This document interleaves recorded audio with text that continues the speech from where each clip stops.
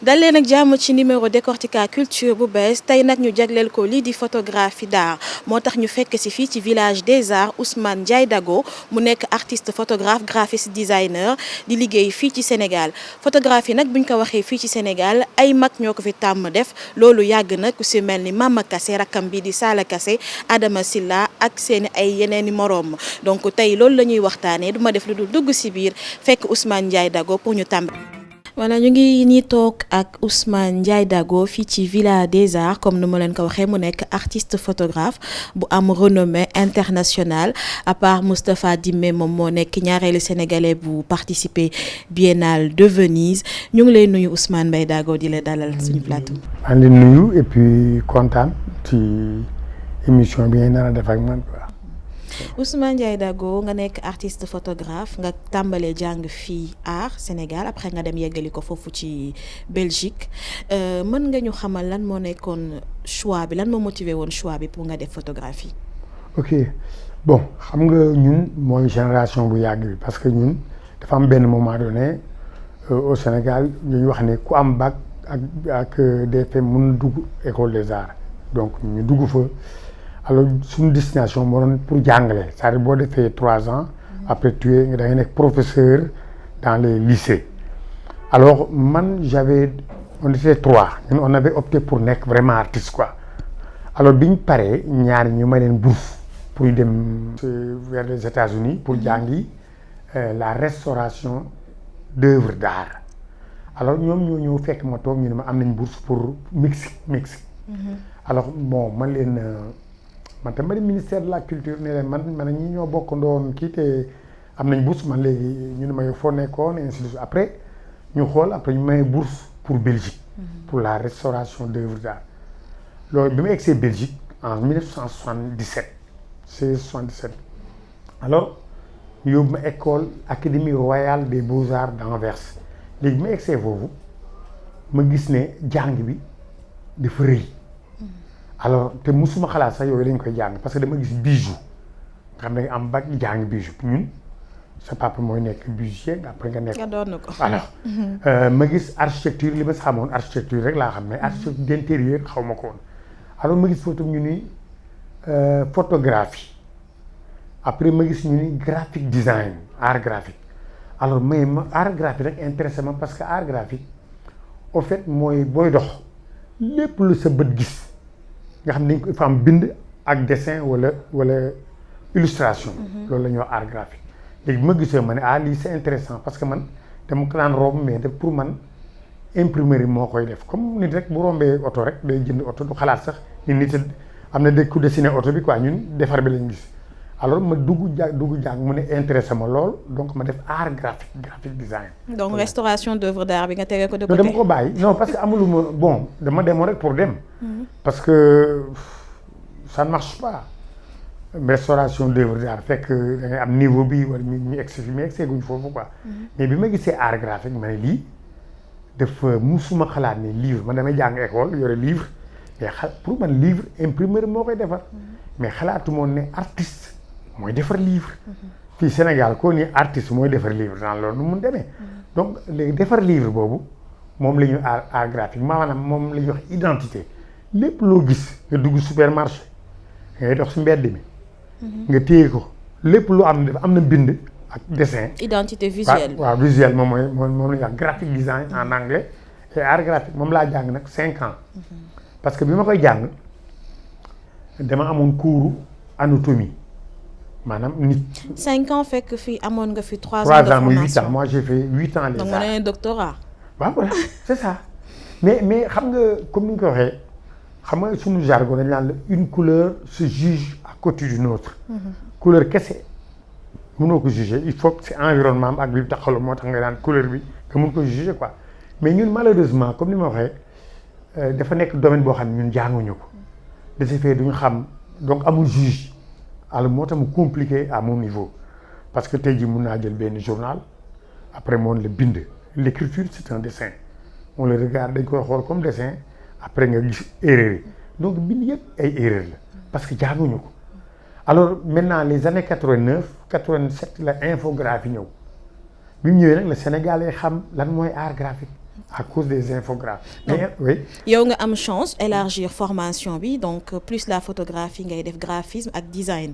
N'est-ce pas li nga demoon foofu ci Belgique uti ko comme formation mu compléter li nga jot a jàng fi yaakaar nga ni ndaw yi fi nekk actuellement mën nañu trouver opportunité bi nga cherché yi woon ailleurs fii ci Sénégal. waaw mais moom laay wax quoi parce que suñu problème fii. y a des écoles boo xam ni ñaa ngi jàngale mi niveau.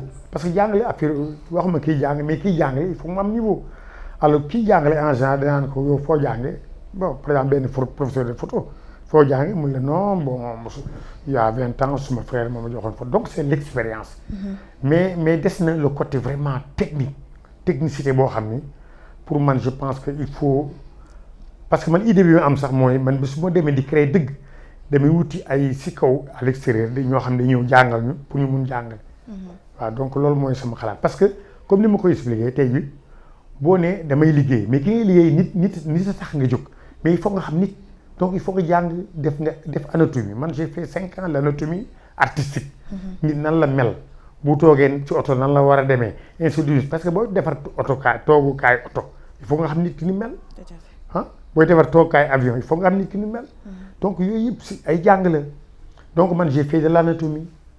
J'ai fait de la typographie, def naa sérigraphie, def naa psychologie des couleurs, illustration littéraire, illustration scientifique, bon vraiment photographie c'est tout un truc l'ensemble là mooy art graphique. donc bi ñu gën a xam mooy photographie bi. n'empêche que à côté yéen am na yeneen activités yi ngay développer bu ñu ñëwee ci photographie bi dañuy gis ci say cliché jigéen dafay ñëwaat tout le temps ah jigéen moom mooy mooy sa muse. waaw non mais xam nga en fait mooy li ma wax xam nga ñun bu ñu même bu ñu nee communication au Sénégal ñëpp journaliste yi ñuy wuti journaliste fekk communication dafa rëy journaliste dafa fi am wàll designer ki def graphique di am si wàll ak keneen alors man bi ma ñibbisee Sénégal en 82 je suis rentré léegi man damay exposé moi j'ai ma première expo en 83 ou 84 maa ngi def exposé Sorano mais li ma exposé mooy art graphique li ma jàngoon Belgique laa wone un peu quoi mais loolu amul jaay da nga koy wane ñu naan yow am nga xam nga yaa def lii alors bi ma nee décidé ne damay def pour jaay affaire comme bi ñëw maanaam xalaat bi lan laay def pour jaay lan laay def pour ni ñu jënd samay liggéey mais comme jigéen bi may wax mais jigéen au fait ñëpp ko bugg ñëpp képp kuy dund da nga même jigéen dafa bugg jigéen góor dafa bugg jigéen yàlla si boppam bugg jigéen donc jigéen ñëpp ko bugg alors mais comme ni ma expliqué donc bu may defar produit pour nit ñi xool sama produit dama xalaat li ñëpp bugg ma dem foofu donc bi ma demee foofu parce que nit ñi daan da nga bëgg jigéen mais ñoom ko bëgg na moom tu vois donc comme ni nga waxee ñun on fait semblant d'être choqué culture bi noonu la mel da gis koo xam ne il est choqué mais en réalité il n'est pas choqué il fait semblant alors man bi ma xalaatee ni jigéen moom moo rafet yàlla moo ko bind noonu man liggéey naa 5 ans sur le corps mais suñu culture on n'accepte pas le corps mais comme ni ma ko expliqué xel li mu gis li ko xel bi jox loolu lay gis xam nga tey jii ma def photographie woon ween ñu ne ma Ibadou yaa ngi ñëw de gaa yaa ngi ñëw ma bind suuf le cancer du sein. yaa ngi contourner. des choses non bu ma nit bu taxawoon si arrêt-car yow nga fekk ay jigéen taxaw nga bind ne waa ji arrêt-car yi day taxaw si arrêt-car yi pour wër jigéen image bi changé à cause du texte c'est ça c'est-à-dire image dafa nekk loo xam ni yow foo ko yóbbu mu dem fa. mais mën nañu wax ni après réussir nga ko. ah oui yow réussir naa ko parce que comme ni ma ko expliqué moi j'ai fait le design les arts graphiques donc affaire xalaat la xam nga Sénégal dañ naan wax sa xalaat xam nga y a même des émissions wax sa xalaat mais pourquoi dañuy wax sa xam-xam est-ce que yaa ngi comprendre fi may waxee wax sa xam-xam foofu moo gën a am njariñ wax sa xalaat donc man xam-xam laay dawale c'est-à-dire bu may liggéey damay xalaat toujours suma xam-xam te sama xam-xam mooy li ma jàng comme ni ma koy expliquer dafa am loo xam ne dañuy déranger ma fexe nu ma si génne comme le vent xam le vent dafa exister bu amul ñëppay dee mais kenn mënu ko dessiner kenn mënul dessiner le vent te pourtant dafa exister ma ne kon noonu la naa def noonu je vais faire des photos comme le vent qui existe mais qui n'existe pas parce que amuñu identité amuñu peau amuñu dara donc loolu moo tax sama photo jàll fii. que les gens l'acceptent. voilà mais dañu naan balaa ngay tirer cliché bi am na beneen travail artistique boo siy def nag di ngay jël ban jël ay couleurs. c'est ça mooy habillé sa modèle voilà yi. c'est ça. inspiration boobu naka la dikkee dem am na ñoo xam dañuy dem ba ne la da ngay def sculpture.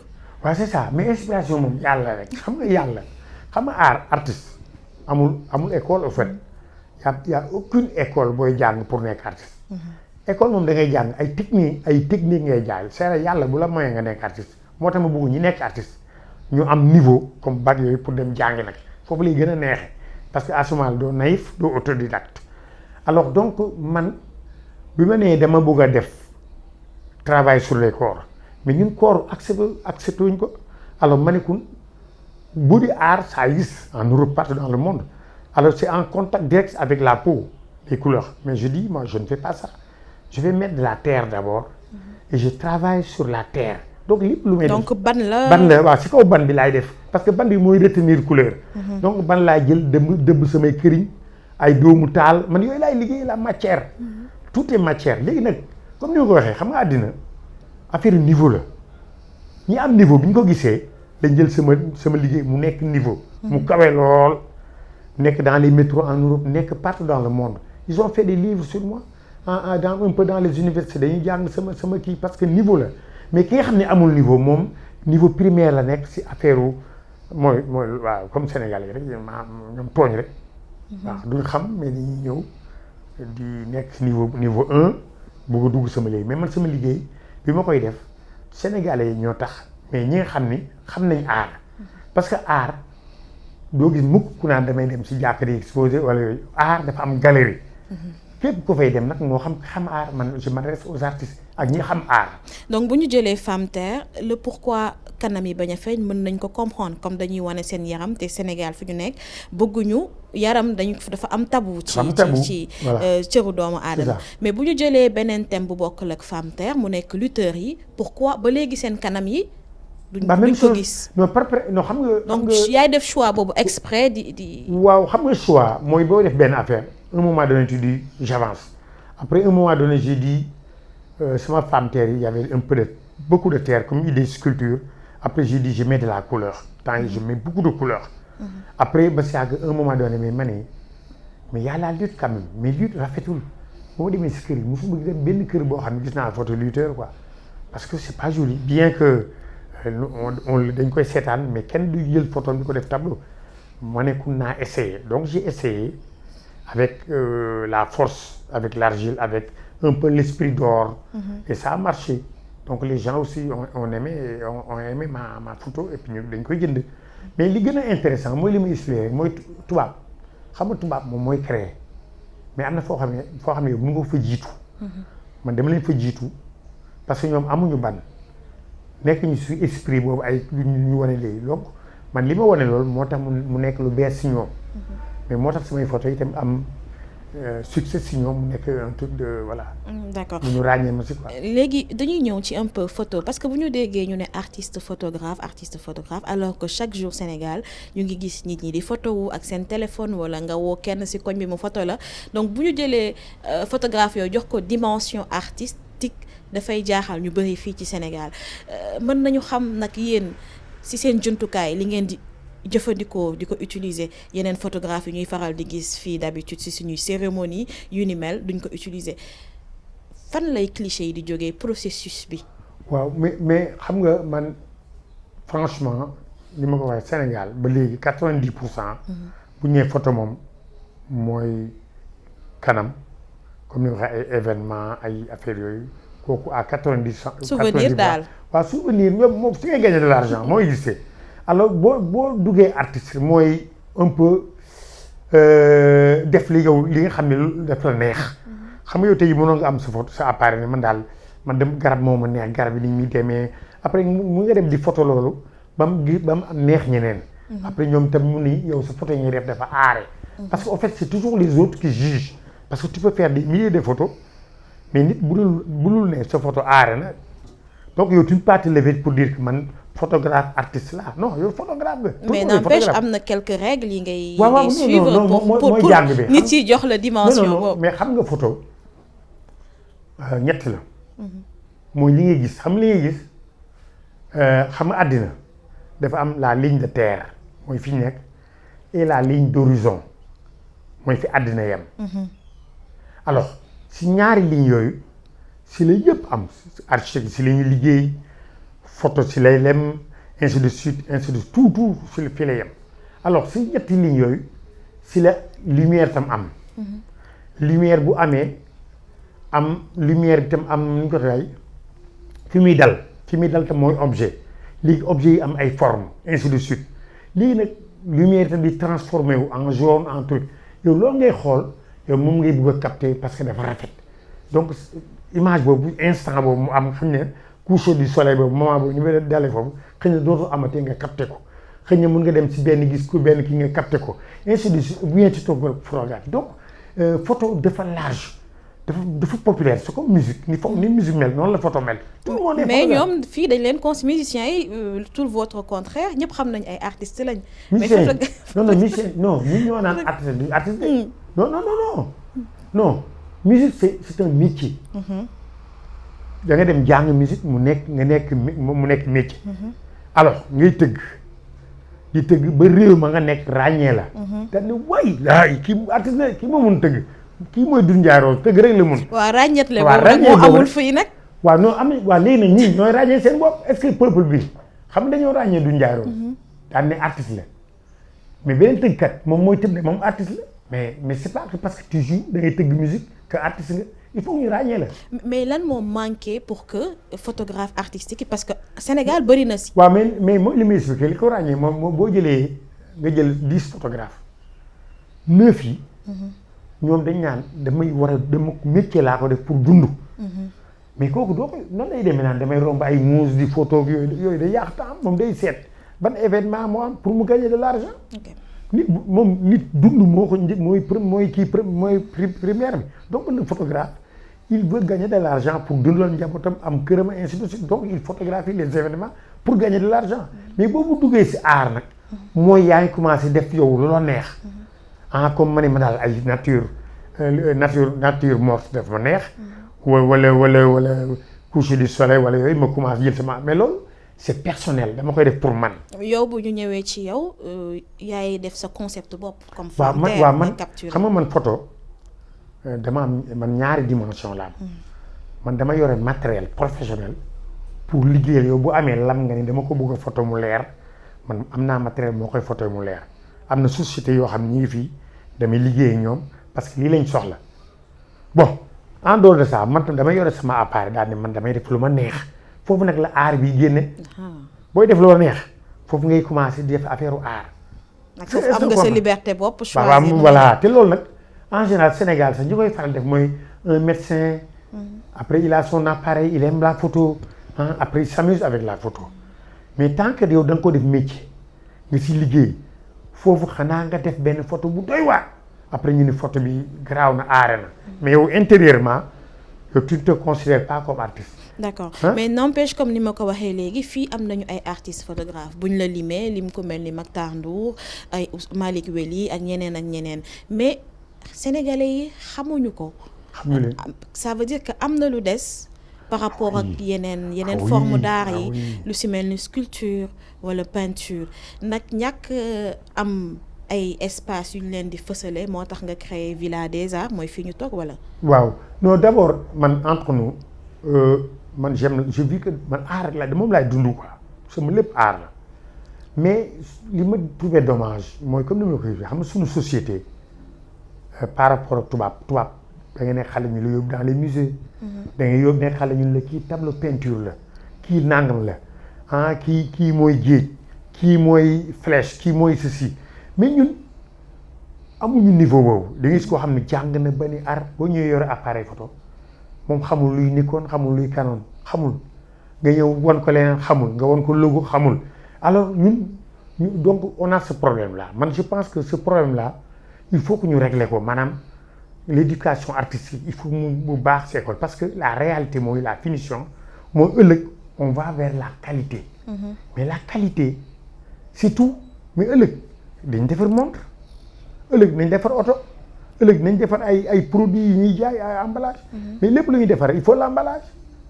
ça loo gis si àddina boo jëlee parfum lépp emballage bi moo gën a cher li nekk si biir te loolu nit ñi dañ koy jàng. il faut parce que ñun feeling la ñuy demee tout le temps feeling émotion mais il faut aussi école bi am école yi mooy tax te école tamit mooy tax ñun tamit suñu niveau jóg sa kaw te boo xoolee ñoo jël musique fan la dem fii la yem parce que on fait la même chose nit bu juddoo loolu mu dégg moom lay defaat man photographie def naa loo xam ni jàng bi moo tax ma mun a def ma créer concept boobu mu mun a dem àddina est-ce que comprendre mais ñun tout le temps dañ naan artiste la ah bon dama ko doon sama yaay ah bon ainsi de suite c'est comme ça. mooy donc mën nañu wax Villa des Arts dafay miser aussi ci formation. beeg waaw yooyu noonu. bon Villa des Arts bi li tax ma ubbi ko parce que d'abord comme ni ma waxee man je vis de l'art et puis j'aime avoir un endroit boo xam ne ñun nit ñi fi tase di wax waxi art di am affaire exposition ba pare aussi man dama am benn concept mooy li may expliquer. y a beaucoup d'écoles ici beaucoup d'écoles mais day gis ko génn mais du am li parce que chaîne la quoi maanaam art graphique c'est un ensemble da nga koy jàng ba pare jàng les techniques qui sont liées à l'impression xam nga tey jii boo ñëwoon naan damay jàngale photo nit ñi sax duñ la faale sax parce que photo ki ko jàng comme nit bu am bac nga ne ko damay jàngi photo daal la Sénégal yëpp jànguñu ñu ngi def photo amuñu bac pourquoi mais il faut nga boole si yenn pour ëllëg ñu mun a remplacer ñooñu nga xam ne fii la ñu woon quoi. donc idée boobu la am ëllëg quoi pour nga xam ni. donc en même temps galerie la. galerie d'art la mais dina am formation boo xam ne du yem ci photographie day élargir. ci graphisme voilà élargir ou que le gars quand il a son appareil photo. il sait que il a des objectifs. objectif bii si dugg pour photographier ay kër la ay chambre la ainsi de suite objectif bii la comme bëtu nit la. 50 millimètres la nit di gisee am na objectif yoo xam ne fas xam nga fas buy xool day xool gis fii ba fii moo tax ñu defal benn œil parce que il voit en 28 millimètres mais tubaab yooyu yëpp lañ jël def ko ay objectifs. ni anam yi gisee. muy ma bëgg ñëwaat ci matériel yi qu'est-ce qu'il faut au moins minimum comme matériel pour nga mën a def photo yu mucc ayib yoo xamante ne buñ ko gisee dina am benn dimension artistique. waaw léegi xam nga tey jii. xam nga man tey yow mun nga jël sa photo sa téléphone. nga photo ma léegi man ma jël sama appareil photo non astafurlah yow man ma jël sama appareil sama téléphone ma photo la. kee jël appareil Nikon photo benn mbindaan quoi wala quel enfin pas mbindaan mais nit boo xam ne voilà. alors Sénégal yi moom ki nekk si biir lay xool. pour ne photo bi moo daax bi. alors que photo comme ni ma expliqué. affaire professionnelle dañuy objectif boo xam ne day jar 3 millions wala 10 millions parce que appareil photo mu la photoyee mais photo bi bëgg naa mu toll ni mur bi donc loolu la ñu ay pixels am na ay appareils yoo xam ne ay 35 millions de pixels wala 45 millions de pixels xoolal 45 millions de pixels appareil photo yi nga yore ay 9 millions la. yéen moom ngeen di jëfandikoo yéen photographe. waaw moom la ñuy jëfandikoo parce que boo ñëwee ne damay photo dama ko bëgg a def si mbedd mi il faut mu yor appareil yooyu sinon photo bi mënul dem si mbedd mi. mënul jël dimension boobu. est-ce que comprendre ma am na photo yoo xam tamit boo amul lumière parce que dafa am xool normal ak xoolu appareil photo xoolu bisu appareil mooy lumière bi na lay dala si yow donc il faut régler lumière il y a tout un truc les couleurs ainsi de suite parce que li la client bi sant jàll. donc c'est pourquoi dans la photographie day am ay chimie dafa am psychologie des couleurs il y a tout un truc. D'accord. donc ñu ngi ba léegi ak Ousmane Ndiaye Dago mu nekk artiste photographe sénégalais fii la ñu nekk ci Villa des Arts mu nekk à la fois galerie bi nga xam ne day am ay exposition léegi nag dañuy ñëw xool yenn cliché yi nga xam ne ñoo gën a mythique muy femme terre ak mbër yi nga xamante ne moom photo na leen.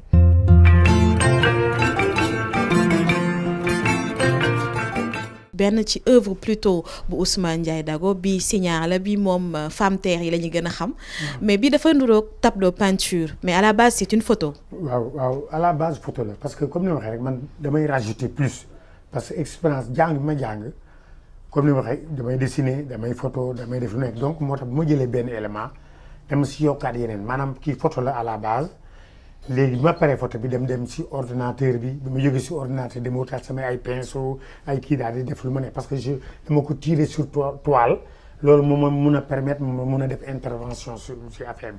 léegi bu ma paree nag li ma neex toujours mooy Sénégal waaw kii photo la wala lan la. alors donc ma ne voilà li ma bëggoon am na quoi. d'accord mu am tamit yeneen yi nga xam ne mooy femme terre comme ni ma ko waxee yooyu ñoo gën a nit yi moo gën a fës que bii signaar yi boo jàkkaarloog ñoom da ngay am envie toucher ko pour xool nag di nga sentir. ban bi donc donc dañuy dem xool benn si femme terre yooyu. donc femme terre yi ñu ngi nii doo taxawee da ngay am envie laal ko da ngay foog ne da ngay sentir ban yi bi moom dafa yenn mu pañewam taxaw pose yi yaa koy choisir. waaw non xam nga man comme ni ma waxee au début. bon man au fait je suis dama technique mais il faut que sama émotion dem c'est-à-dire technicité bi dama jël 40% léegi 60% yi feeling la ni mu demee rek. ay waaw par exemple moom moo jël attitude bi mais c'est pourquoi may def au lieu ma def benn photo j'ai 1000 photos. c'est attitude yu ma neex mais léegi nag maintenant fii comme ni ma wax dama wut fond mais fond bi dama si def samay couleurs léegi moom tamit damay def samay couleurs. léegi j'ai un pinceau boo xam ne mais samay couleurs donc d'une façon boo xam ne bu ma paree day nekk photo boo xam ne damay liggéey si kaw nit ki. ba pare liggéey si fond bi parce que c'est lié ñoom ñaar ñoo ànd. alors loolu kii mooy finalité bi donc et ça devient benn concept boo xam ne man dama ko vraiment maa créé mooy femme terre. mooy femme terre voilà. dañuy ñëw ci solos formation bi kan nga nekk photographe boo bëggee doon photographe mën a élargir say champ d'action il faut nga def formation la preuve yow ak formation bi nga jot a def foofu ci Belgique permettre na la ngay def édition. c'est ça di travailler ci ay ouvrages ak yu ni mel. oui waaw parce que mooy li ma xam nga art graphique ñaar la. boo génnee tu es dans la publicité ou bien dans l'édition. man édition laa te mooy dessiner livre yi def illustration couverture livre yi ba pare biir livre boo ko jëlee dafa mel ni nga ni kër ak fi may tabax. ak ban façon ciment ainsi de suite mooy livre da ngay am format bi après boo amee format bi daal di tabax si biir maanaam si biir yan bind nga si war a def parce que bind dafa bari façon am na Times Helvetica ay caractères yu am en partie. loolu yëpp yow yaa koy choisir. oui yaa koy choisir moom nga jàng. ba pare léegi parce que bind dessin la au fait l'écriture c'est un dessin parce que bind chinois boo xoolee yow da nga am dessin la quoi arabe bi boo xoolee bind nangam day foofu dessin donc l'écriture c'est un dessin alors ñun on le regarde comme un dessin c'est pourquoi dañuy xool li nga xam ni nit ki bu ko téye mën na ko lire mu rafet mu bañ a fees moo tax toujours tubaab buy bind buy defar dara day utiliser blanc papier bi ak texte bi ak image bi ñett yooyu il faut que muy feeñ ñun nag ñi nga xam ne jànguñu dañuy bëgg a feesal ak bind. d'accord dernière question lan nga yaakaar ni lañ leen war a jàppale pour que art photo. non c'est vrai xam nga man jàppale bi je l'ai toujours dit peut-être. pour ñëpp quoi. yéen sax yu nga xam ne vous êtes des artistes déjà accomplis. xam nañ leen am ngeen notoriété. am ngeen renommée mais xale yeeg. mais xam nga madame moom laa expliqué quoi xam nga ñun man li may wax nit ñi duñ comprendre. xam nga man sama yoon nekk c'est-à-dire man li may am naa ko quoi mais li ma bëgg expliquer mooy dama am naa chance tukki. dem fu nekk si àddina mais dama gis que tubaab. ñoom ils ont beaucoup de budget xaalis seen design parce que ñooy defar seen meuble mais ñi koy defar ay nit yuy dessiner la du ay menuisier yi kii dañ koy dessiner ba pare soo koy kii bâtiment dañ koy dessiner ba pare soo koy lépp dañ koy dessiner ñooñu moom la ñuy wax design donc il faut que Sénégal ñu commencé di jël nit ñi am bac dem defi design am bac dem defi mode am bac dem defi coiffure foofu la niveau bi commencé jóg parce que sinon ay papa yaay doon yooyu moo fi nekk te yooyu mënul avancer moo tax moom laa expliqué par exemple boo jëlee mode chinois bu jëloon japonais bu ñu doon yi muy sol comme ñun li ñuy sol la ñuy wax tout le temps chinois bu jëloon li muy sol dem bi Pikine mais xale dañ koy tàcc topp ko. parce que dañuy jommi quoi si li mu sol ñun tamit suñu mbubb yi ñuy wax kii bu ñu demee fee dañuy ree parce que fii lay yem il faut que ne kenn nag daal di jàng. daal di xalaat sunu lii am lu mu si tibb ak lii àddina def daal di boole jaxase affaire yi dem àddina noonu loolu rek la. donc ndimbal bu njëkk bi moom ci formation bi la njëkkee. loolu nga yaakaar ndimbal bi njëkk bi ci formation. parce que am nañu war a xoolaat xam nga àddina ku nekk am nga sa culture. mais li ñu boole mooy xam-xam bi nga xam ne ngay tibb sa culture yóbbu fële boole koog njàng bi mais sinon sa culture la nga yow booy dem comme ñu mel ñun suñu musique mbalax la suñu culture la mais fan lay dem.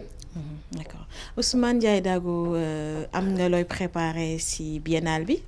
waaw xam nga biennale bi en fait comme biennale bi am na thème mais man.